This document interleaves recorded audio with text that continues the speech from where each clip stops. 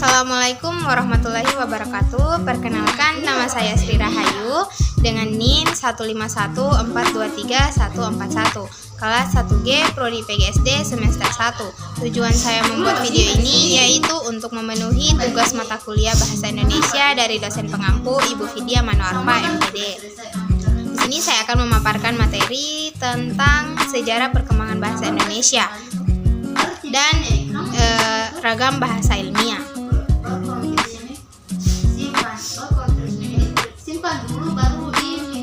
Sejarah perkembangan bahasa Indonesia.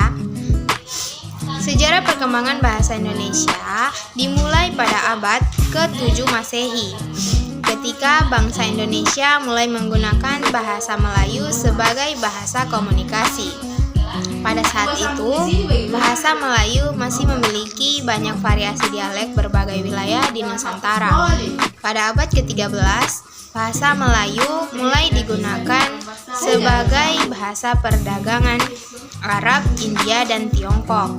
Hal ini mengakibatkan munculnya variasi baru dalam berbagai bahasa Melayu yang disebut sebagai Melayu Pasar.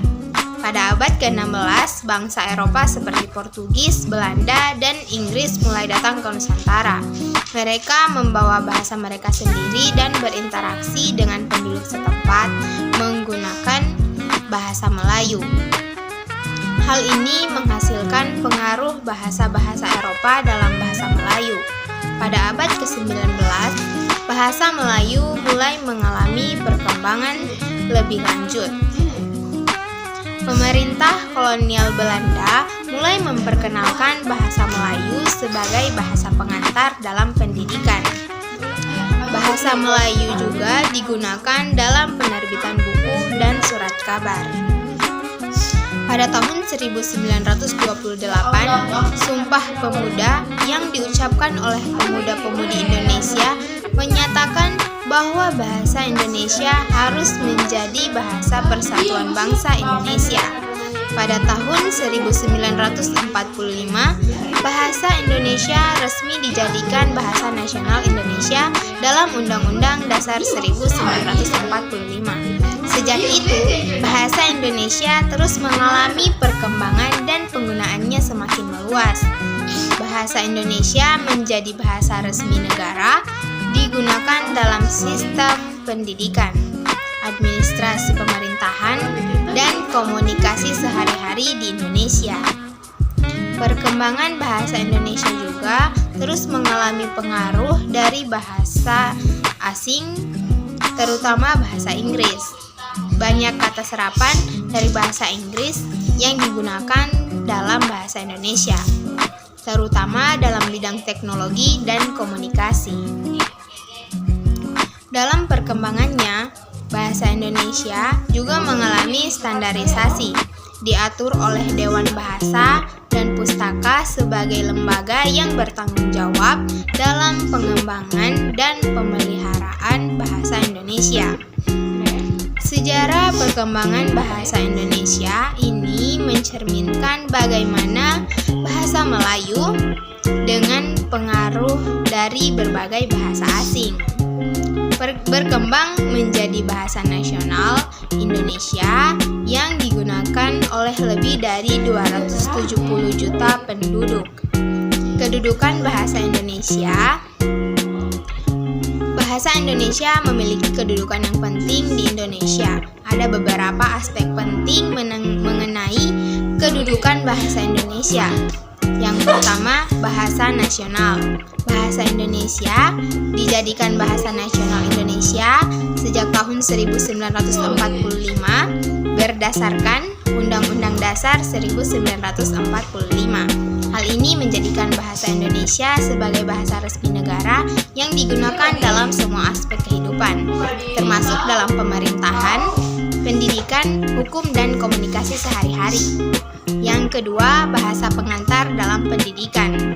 Bahasa Indonesia digunakan sebagai bahasa pengantar dalam sistem pendidikan di Indonesia, mulai dari tingkat dasar hingga perguruan tinggi. Hal ini memungkinkan semua warga negara Indonesia dapat belajar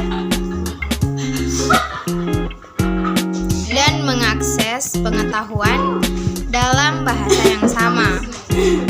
Yang ketiga, identitas bangsa. Bangsa Indonesia juga menjadi simbol identitas bangsa Indonesia. Bahasa ini mencerminkan persatuan dan kesatuan bangsa Indonesia yang terdiri dari berbagai suku, budaya, dan bahasa daerah.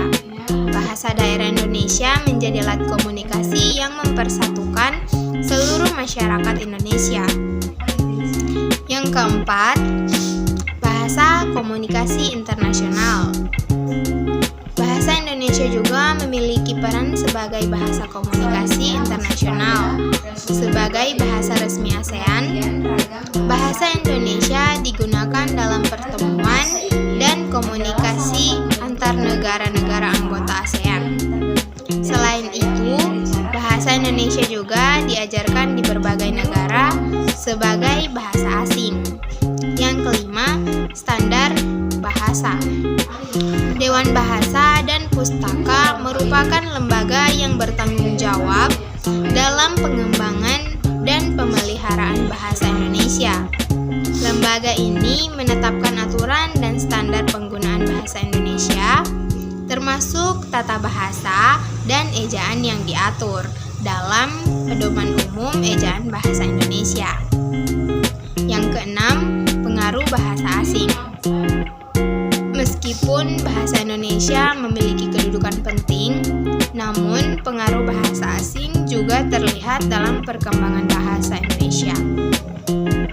Banyak kata serapan dari bahasa asing, terutama bahasa Inggris yang digunakan dalam bahasa Indonesia, terutama dalam bidang teknologi, komunikasi, dan bisnis. Dengan kedudukan dan peran pentingnya, bahasa Indonesia menjadi sarana komunikasi yang vital bagi masyarakat Indonesia dalam menjaga persatuan dan kesatuan bangsa serta berinteraksi dengan dunia internasional.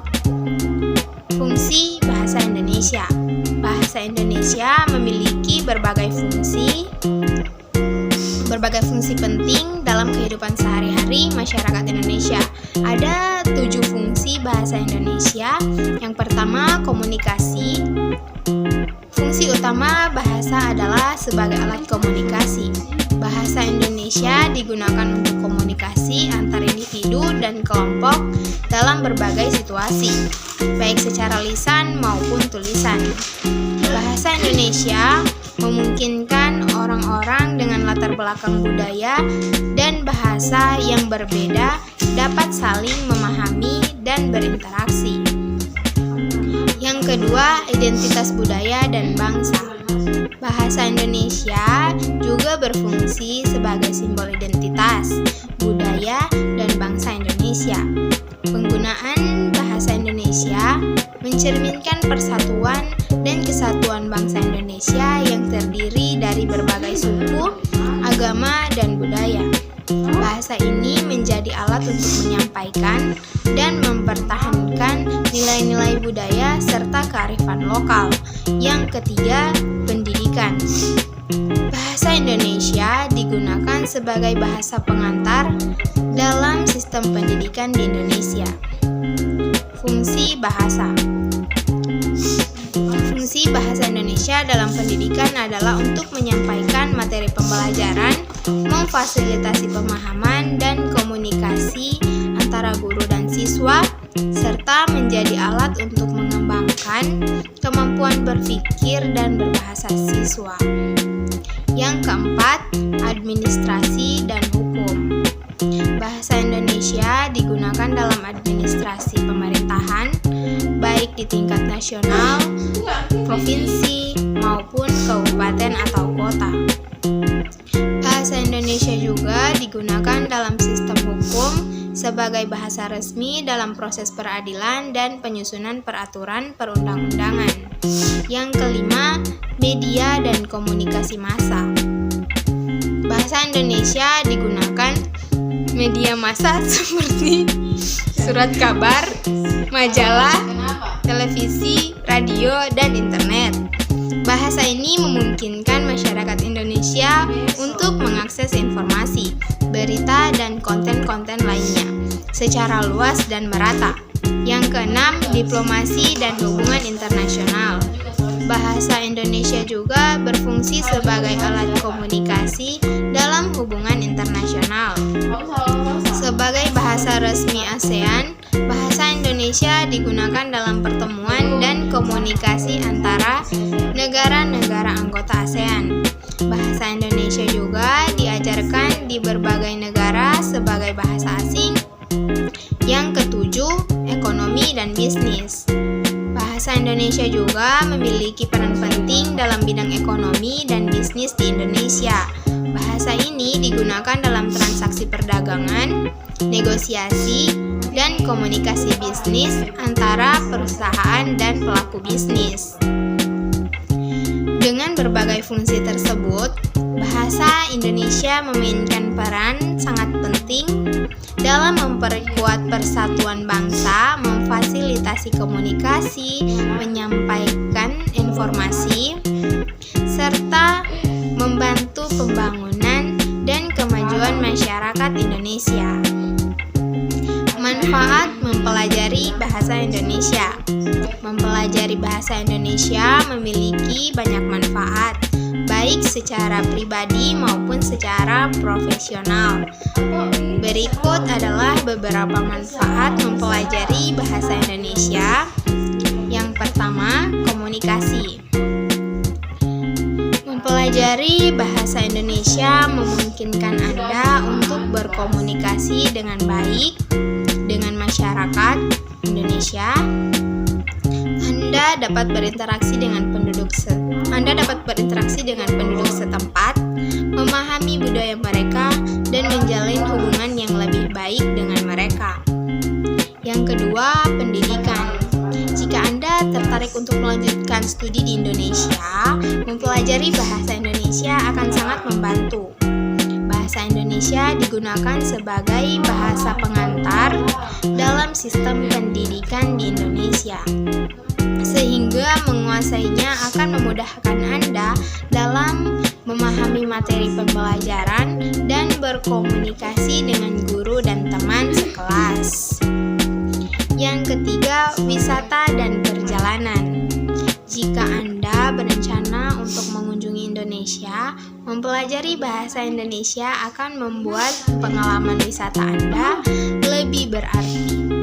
Anda akan dapat berinteraksi dengan penduduk lokal, memahami instruksi dan petunjuk, serta menikmati budaya setempat dengan lebih mendalam. Yang keempat, peluang karir.